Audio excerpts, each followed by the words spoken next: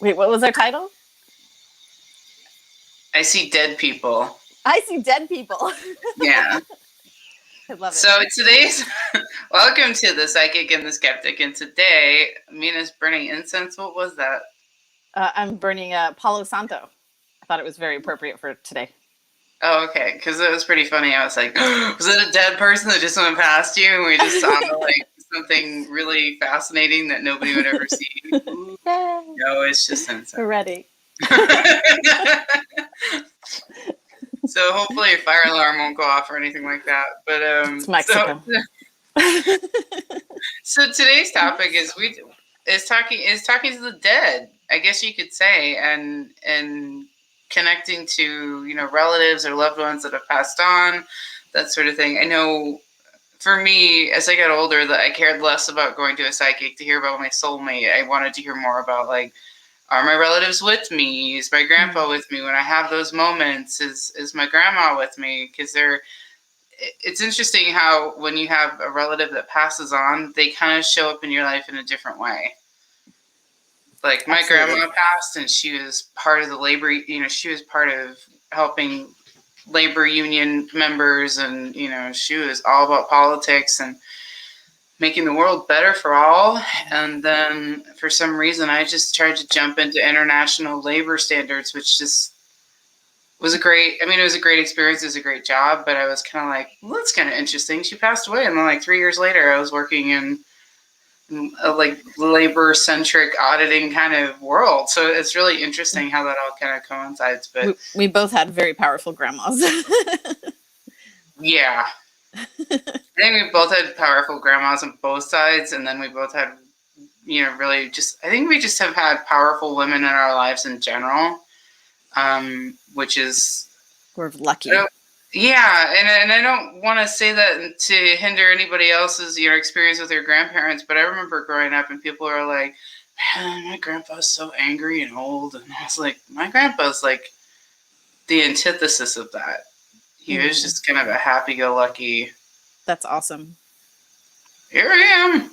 I mean, he had anxiety, which is where I got my anxiety from. But I mean, at the same time, he was very spiritual and he was very into going to church, and he was into all of that. So I do think that finding spirituality when you have something like either clinical depression or anxiety, it's really helpful to start to look at spirituality just as a way to find some meaning in life. Sorry, I went off on a tangent. It's okay. So we're gonna quickly so Sam is not a morning person, and Mina obviously is, because I will just sit here and record these in the morning. But I think I'm gonna start this whole thing now, where it's like, what new mug did Sam get? You can change the world. So here's my question: is how when you have somebody comes in for a reading and they're like, my mom passed recently, and they want to know more about how she's doing, what's going on. How do they connect with you? What do you mean? How do they connect with me? You mean how do I talk to the dead? How do you talk to dead people? Essentially, I mean, it's just for me. It's always there. The link's just there. When I do a reading, though, I do have cards that are specifically for those who have passed on, and I do use them because, again, using a divination tool exhausts spirit energy less, I guess. But if they want to talk and if they're already there, then it's no problem. If I need to go and search for them, then I just ask them to say their name, maybe a random fact about them. I always have this thing. I'm like, so tell me a random fact about whoever it is that you want me to look into. And it can be like, they are really terrible at shooting hoops, something like that. Something that's like a quirky thing about them. And then that helps me just dive into them. And so it's the same thing for someone that's passed on. It doesn't matter. Yeah. And I think because we were going to go further into this, because there was one point where you said you were little that you would see like, 100 dead people, or they'd all come to you with warnings. Thousands. Thousands. And all I could think about, do you ever see the movie Ghost? Yeah. Yeah. So wait. Oh, the Patrick Swayze one, right? Yeah, the Patrick Swayze one. And all I ever think about whenever I think of that, when you told me that the first time, was Whoopi Goldberg saying, "Molly, "You in danger, girl." All of a sudden, she's like, "I can actually hear these people. What is this?" And then I think there was some possession in those ones too, right? We can talk about that on a different show. Yeah, but do you ever wake up and have like some random spirit just going, "Hey, I gotta talk to you about some stuff." I You know, used to. So when I was a kid, when I was around puberty, because my way of being able to deal with it, because I barely told people everything I saw, maybe some friends, an occasional family member, but like just blips. So I had decided at a young age where I was like, okay, so this is what I want to do. Aside from the healing and stuff like that, I wanted to kind of allow the two realms, if you will, be able to know about each other and not have fear and communicate with each other a little bit better, right? Not have that same thing, and bring peace to them. But, and so I went on this, I don't know, crazy mission for a while. And when I was in those 2 years of meditation and kind of just letting everything roll, I helped them out a lot. And so randomly people would just show up, our spirits would just show up and we would do stuff together. I don't remember what the hurricane. Do you remember the Hurricane New Orleans? It was really horrible. Katrina. That one. Yeah. Oh my goodness. I remember where I was when that happened and how many came to me, and they came to me for, I'm sure a lot of other mediums had that experience as well. They just came to me, a lot and it was continuous every day, and it was really, really intense. And so my goal was to help them. Now at this point though in my life, I don't. And then I would also I'd go on the news and I'd be like, okay, so I want to help find, all right, so I just watched so and so's lost or so and so whatever, and I wanted to try to help. And then I would go on these little spirit missions and help. But as I got older, I realized that kind of leaves an openness, and I was so much in that and helping them that I wasn't present enough here and helping here, and I needed to be more present here and helping those that are alive so that when they passed they didn't have that same kind of suffering, if you will. Yeah, I'll stop there for right now. Well, and I know that when my grandpa died, you kind of gave him a little kick in the butt to go to the other side. Yeah. Because he's a little stubborn, very lovely guy, but sometimes he's like, I'm not doing it. And then you just kind of drop kicked him into heaven. So which I thought was kind of funny. You came back and you're like, is he a little stubborn? And I was like, oh yeah. Stubborn little guy, but he's my dude. But yeah.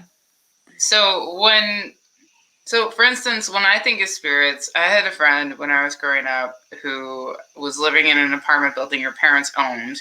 So she's on the second floor, and then there was nobody living on the third floor.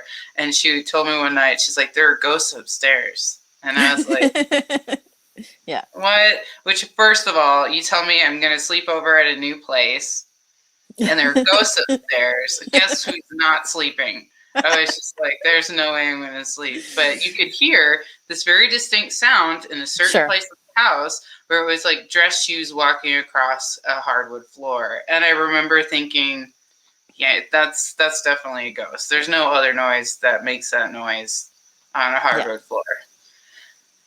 I was like, ooh, is there anything that say like, because I grew up in Maine, we have lots of old houses and there's always going to be spirits somewhere.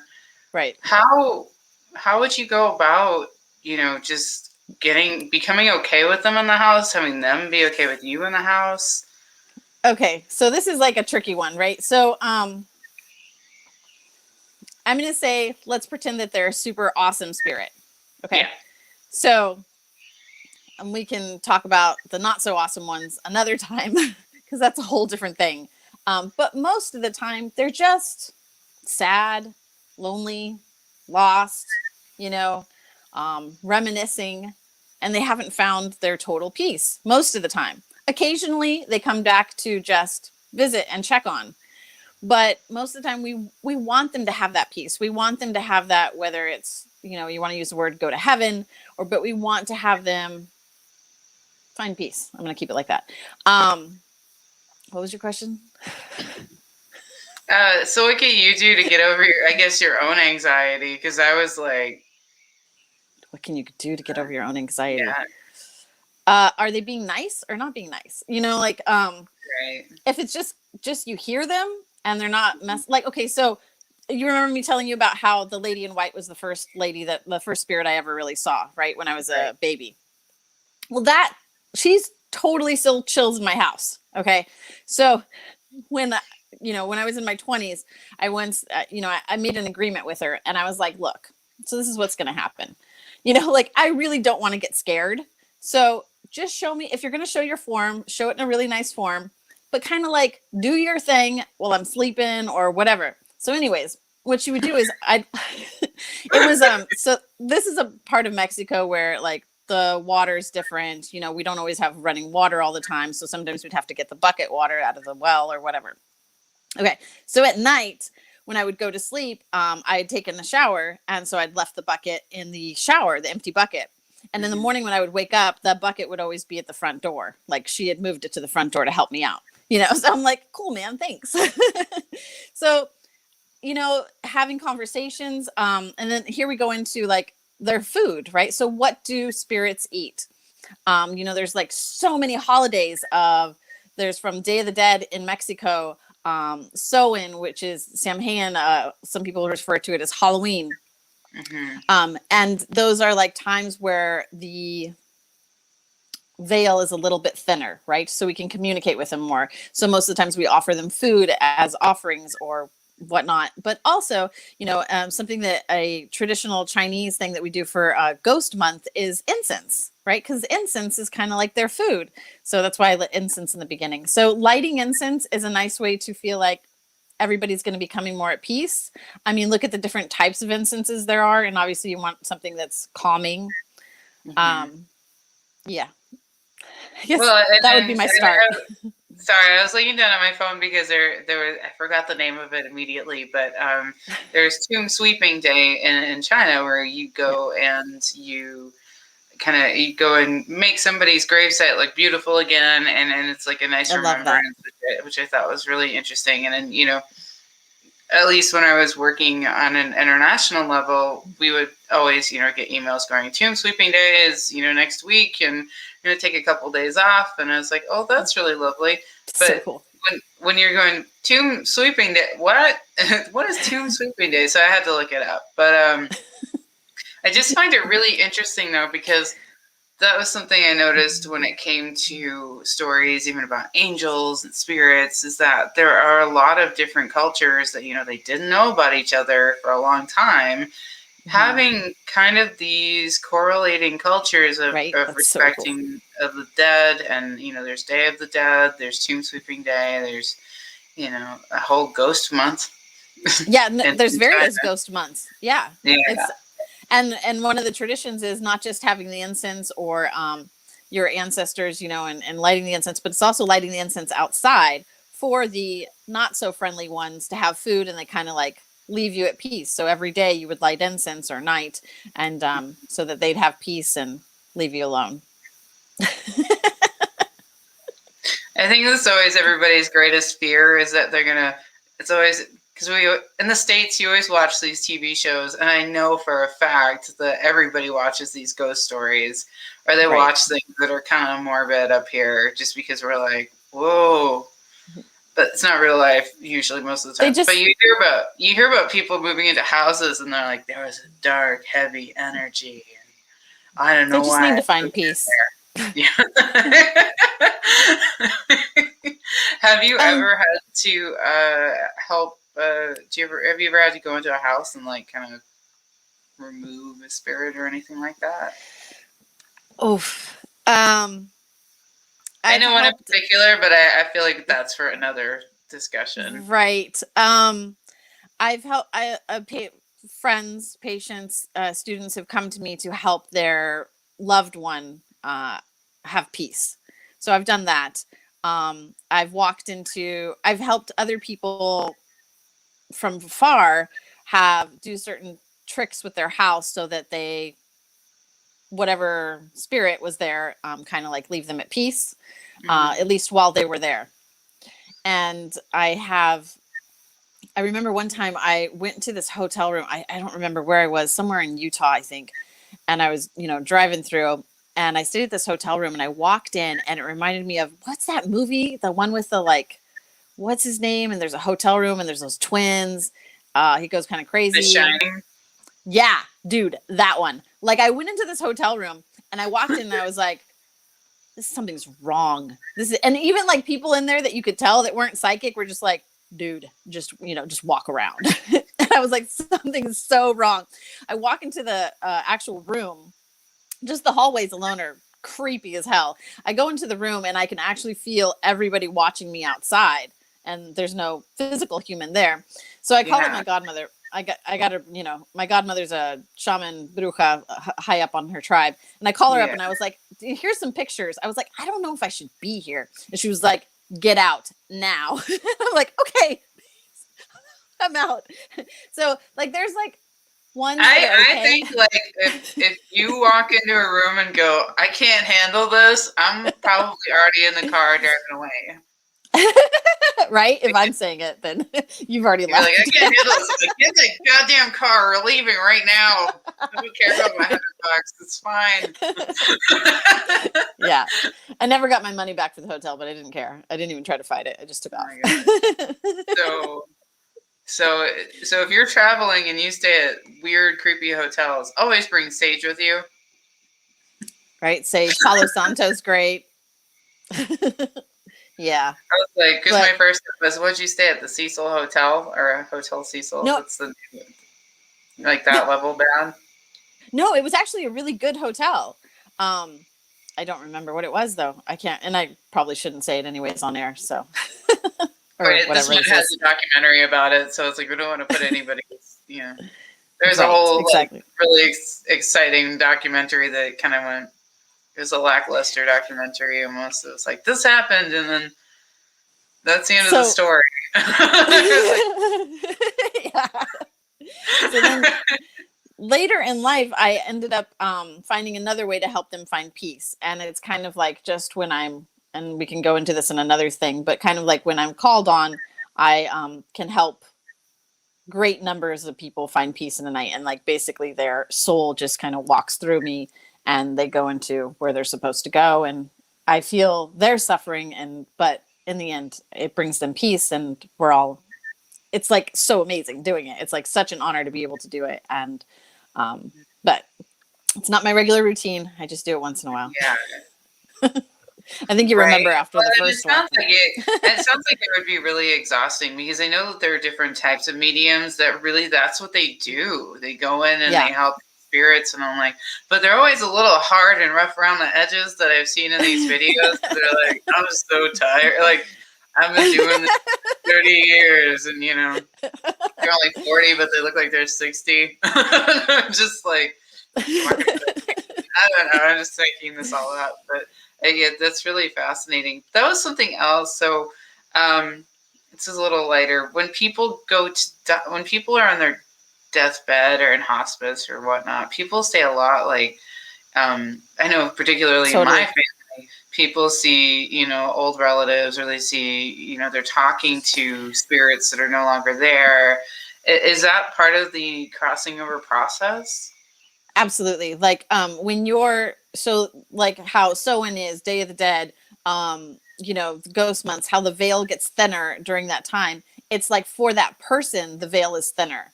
So, I helped a patient. He was he had cancer, I don't know, like the third time in his life. And he asked me for help. And so I intervened. And there was one moment, by the way, he ended up okay. There was one moment where he was in between life and death. And he was not psychic. And he even saw me come to walk in and work on him. And he was like, dude, are you here? He's like, I totally saw you last night. And of course, most people, you'll hear them say, oh, I just saw my mom. I saw, whoever it was that passed away, and I feel like I'm going to be okay now. Because that person kind of is like their guide to help them. I know when my familiar dog, Bovdarg, passed away, It was the same year that my mom passed away, and my mom showed up to help guide him, and it was kind of cool. And I was like, thanks, Mom. That meant a lot. Well, and I'm going to sound really weird by saying this, but I was like, man, I can't, I'm excited when I die. Who's going to show up? Your grandpa. And if I go first, then I'm totally there. I take it back, but I'm totally there. Yeah, it's like you or my grandfather. Take it. We'll discuss the take it back topic, but it's just one of those things. People really kind of, and that was the thing that always drove me nuts. Is people are like, I'm afraid of dying, and I'm like, I'm not really afraid of dying. I'm just more afraid of how I'm going to die. Mm-hmm. Is it going to be long and drawn out, or is it like, just wake up? We can save that for another show. Yeah, but it's like that sort of thing. And I think that's the reason why people are afraid of spirits. But if you think of spirits as almost like ways of, at least for spirits that they're coming to say hi. They're here to help you in some sort of way, and I think that that's really huge. And if you walk into a creepy hotel room, just leave. Don't go to a house. If you're going to buy a house, go to a house a few times, like different times a day, different times in the week. Don't just go there once and buy the house. Like, make sure you feel it. Feel that it's okay. We'd like to camp out here just overnight and hear if we see any knocks or weird noises. If you're truly afraid, but it's like, do some research on the history of the house. It's like if you find out, like the House of Horrors from American Horror Story, where it's like they bought this beautiful house and they're like, oh, somebody died, and then this guy had died, and then this guy did all these experiments, and it's like, yeah, do research on your house before you buy it. I think that's really rare, but most of the time they're just trying to find some peace, or they're just lonely, and that's okay. I mean, like I said, who were my first teachers? It was the people that have passed on, who were my first helpers in so many ways, and who are the ones that come to me to warn me when there's something really dangerous that's going to come. It's always them.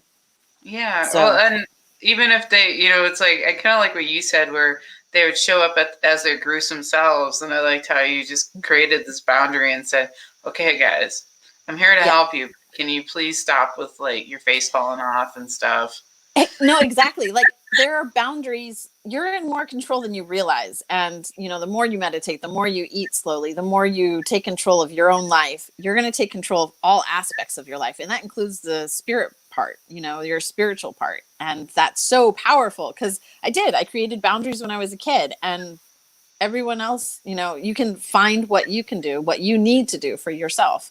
Oh, and then here's another one. So like, some people don't see the ghosts. They have their senses heightened, right? So there's empaths, there's clairvoyance, there's, tons of names, and we'll get into that later. But like, one thing is, one of my friends, and I don't know if she wants me to mention her name, so I won't mention her name, but one of her gifts is she can smell a ghost.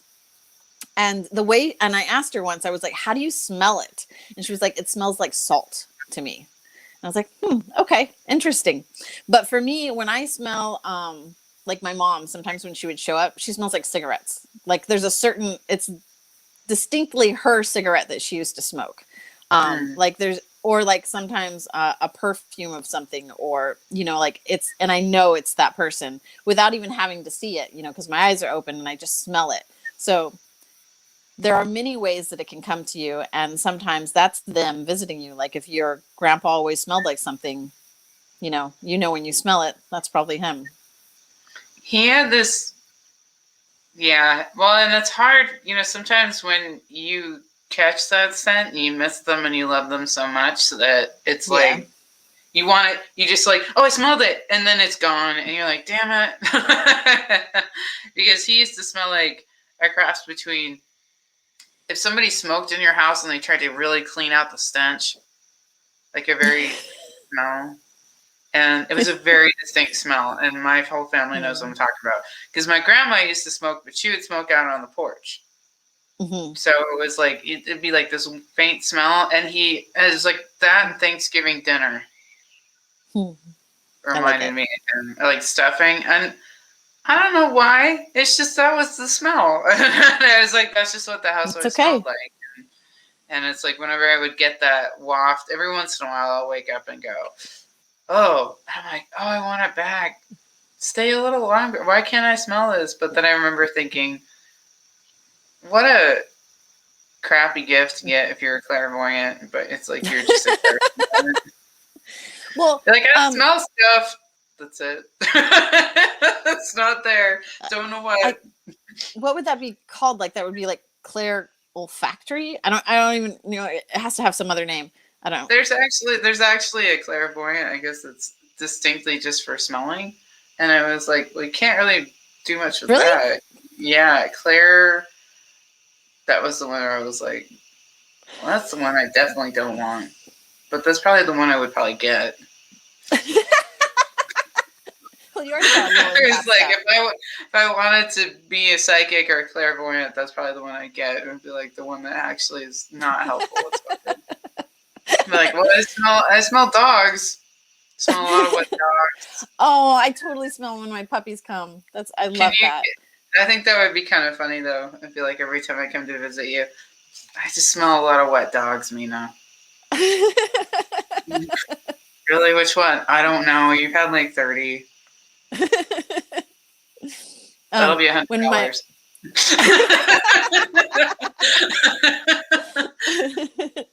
When my mom passed, it was a couple days after she passed, and I remember being in her bedroom, and she came up to me and she hugged me, and I remember feeling it, and I was just like wanted to savor that moment, and I tried to like, when you like play it over and over and over again so that you can feel it, and like I lodged that one into memory, and it was just such a amazing moment that I actually felt her. I felt her hugging me. She like walked in and just did it, and it was wonderful. So, and for those that don't, that you can't see, that you can't smell or feel in that way, there's always dreams. They visit you in your dreams, and it's still amazing. I mean, dreams are so alive, and it's awesome, and that can happen.